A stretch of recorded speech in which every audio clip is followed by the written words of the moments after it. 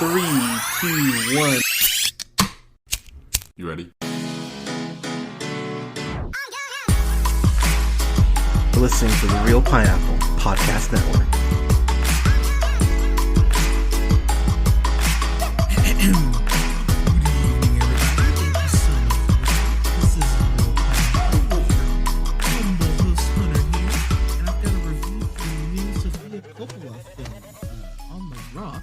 Which she also went ahead and wrote, produced, and directed. It stars Bill Murray, one of my personal comedic heroes. I think the man is an institution.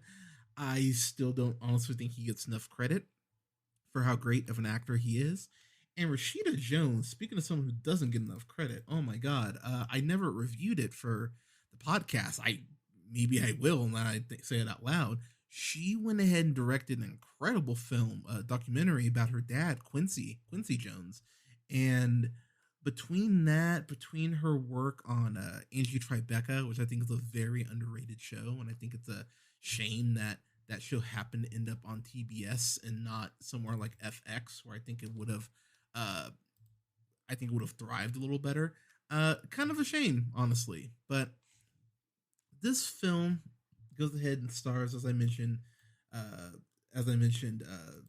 Bill Murray and Rashida Jones. And so Bill Murray plays Felix, who is Laura's dad. And Laura, she is an author. She's a mom. They have two kids who are freaking precious, by the way. They have some of the most adorable hair. They have the little black girl curls. They so cute. But they have two kids, and she is, I can't remember if they say she's married. I don't no, she is married, pardon me. But her husband's played by Marlon Wayans, who plays Dean. And okay, so I have been very clear on the podcast about how I feel about Marlon Wayans.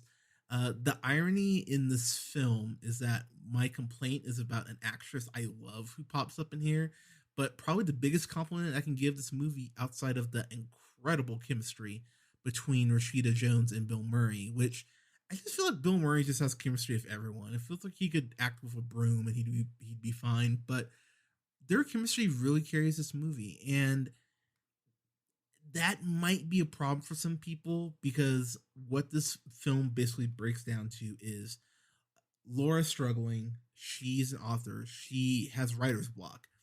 If you're any sort of artist, you know how it is. You don't feel like painting.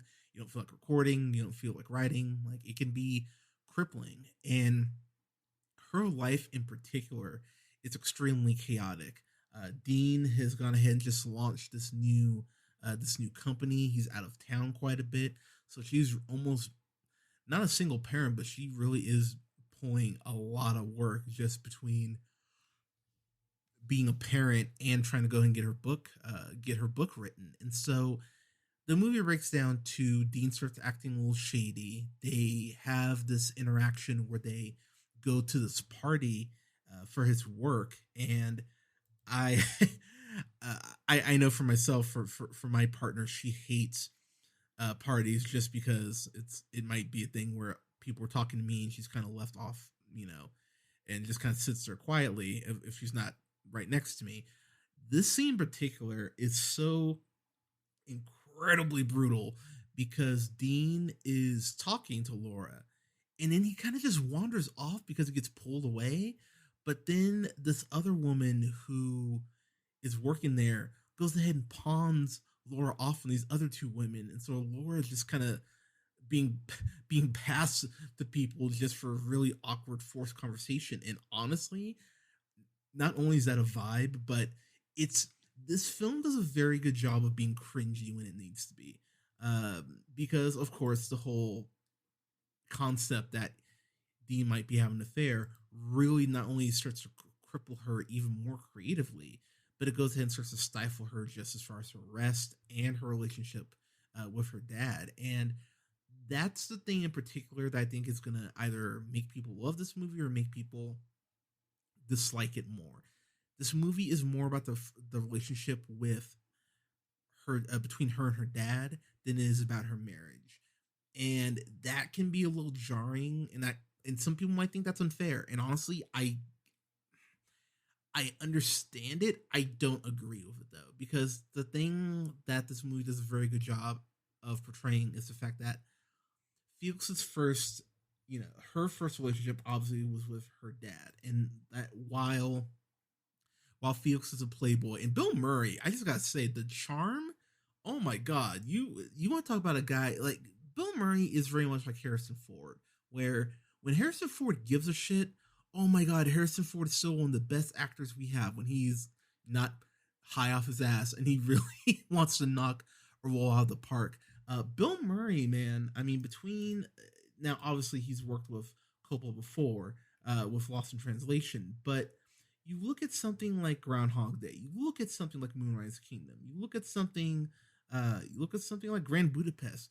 Bill Murray is still shown that he's still got it, and that I really think people forget about the really incredible body of work. I think most people go Groundhog Day or Ghostbusters or Stripes first, but his body of work is really extended way longer than that. And I think we need to really appreciate Bill Murray a little more. But I digress.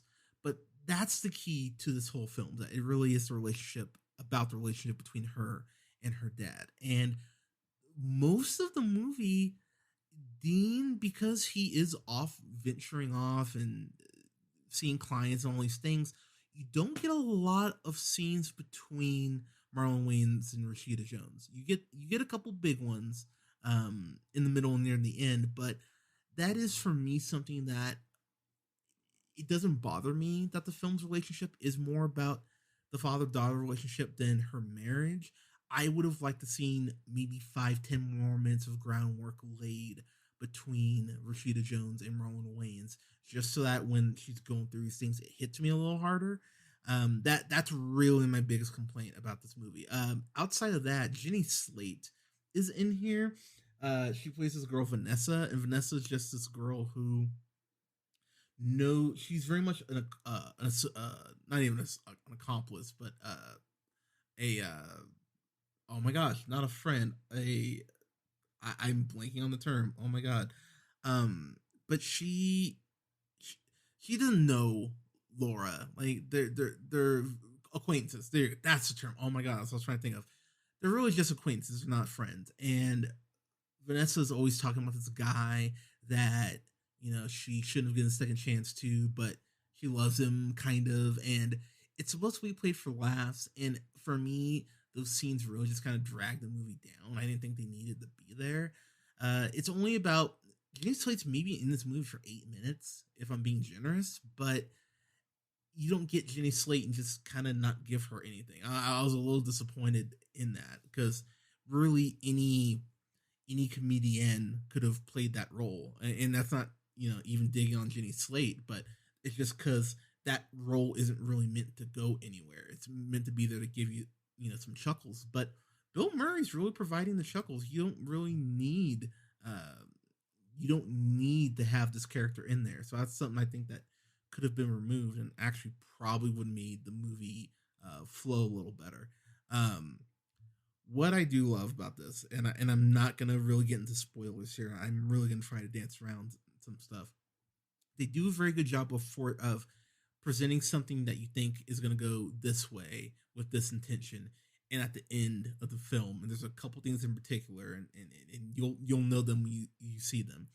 A couple things in particular that I brought up at the end that I went, oh, they laid the groundwork for that. I really appreciate that. I really appreciate that, actually. Bill Murray is at his most charming. He's hitting on every woman that he sees in this movie, and that's actually brought up in a way near the end that I was like, ooh, that's intense.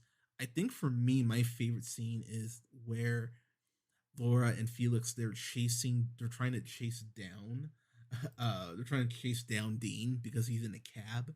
They found out he's gonna be meeting up with this woman, his new, not secretary, but his new like assistant, and so she's the big like, is he cheating on her? And so they're trailing him. He's in a cab, but Felix, because he's a former art collector, art distributor, he has all this money. He's done very well for himself, and so they're in this very nice vintage car, chasing after them. The cops pull him over, and Felix talks them out of the ticket. In one of my favorite scenes of the whole film, that I just had to take a step back and go, "My God, Bill Murray's charming." And God, what a great world it is to be a white man. That that you'd be able to talk yourself out of a ticket, because if that was Morgan Freeman, but I love that scene because it does show not just how charming Felix is, but how Laura, not that she hates it, but she hates how he uses it, because he does it with her. And that's something that Laura does bring up, that, things always have to be done your way. And I appreciate that she calls him out on that, because Felix really is kind of driving and pushing her, because she brings up one thing that comes across admittedly a little suspicious, and Felix just runs with it as far as that Dean is having an affair. And I really appreciate the fact that that at a point she does go like, "Look, why did you, like, we're doing this really because of you." And it's an interesting notion, the whole concept, because Dean, I don't think he's being a bad husband. He's being very inaffectionate, though. Like he's not paying attention at all. Wait, inaffectionate, that's not a word. He is just coming across not even as an asshole, but he's just being so just he's not being attentive to her at all.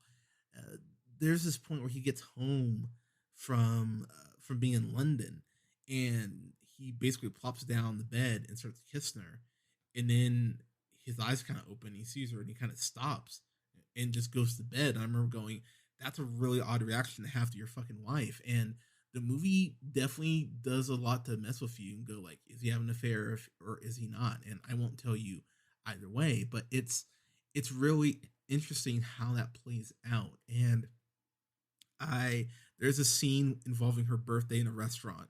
I'm gonna leave it at that. But when this thing occurs, it's one of those, oh snap, that hurts.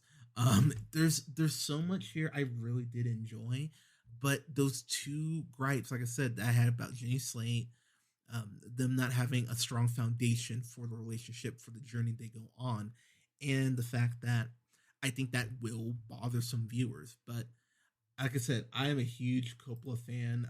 I really don't know what my favorite film of hers would be, if I'm being honest. I love Marie Antoinette. I love Lost in Translation. I love Virgin Suicides. I'd probably say, uh, I'd probably say The Beguile. Ooh, I do love The Bling Ring though. I'd have to think about it. I'd really have to think about what my favorite film of hers is. But I thought this was such a great flick. This was a pleasant surprise because I forgot, this is gonna come out on Apple TV. It's the only way you can, I believe that you can see it, and it's well worth your time. It's a lean 96 minutes, so it doesn't overstay its welcome. I would have liked it to get to like the meat, maybe the hour 45 mark, again, just to lay some more groundwork for the marriage. But outside those few gripes, I really enjoyed the hell out of this, so I'm gonna give this a solid B plus. I thought this was very well done, and it's well worth your time to watch.